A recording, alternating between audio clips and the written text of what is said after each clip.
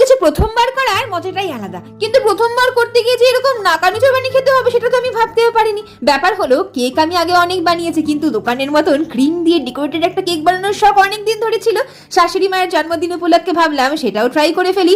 কি এমন হবে, এত ইউটিউব ভিডিও দেখেছি, ঠিক পেরে যাবে। ব্যাস এই কনফিডেন্স নিয়ে নেমে পড়লাম। ব্যাটারটা যদিও খুব ভালো হয়েছিল, আমি সমস্ত ইনগ্রেডিয়েন্টস কমেন্টে লিখে দিয়েছি। এটাকে সুন্দর বেক করতে দেখে আমি নিয়েছি হুইপিং ক্রিম, এটাকে সুন্দর বিট করে নিলাম।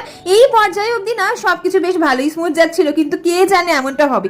কেকটা বেক হয়েছে, মাঝখান থেকে স্লাইস করতে গিয়ে একদম লেজে গোবরে করে দিয়েছি, ভেঙে চুরে একাকার অবস্থা। যাই হোক, একটা লেয়ার বসিয়ে হালকা ক্রিম দিয়ে ওপর থেকে গোলাপ জামুন স্লাইস দিলাম, কারণ আজকের কেকের থিম হচ্ছে গোলাপ জাম। তারপরে এই ভাঙাচোরা টুকরোগুলোকে দিচ্ছি, আর মনে মনে ভাবছি ভাগ্যিস ভাই এই কেকটা বিয়ের আগে খাওয়ায়নি, তাহলে হয়তো বিয়েই ক্যান্সেল হয়ে যেত।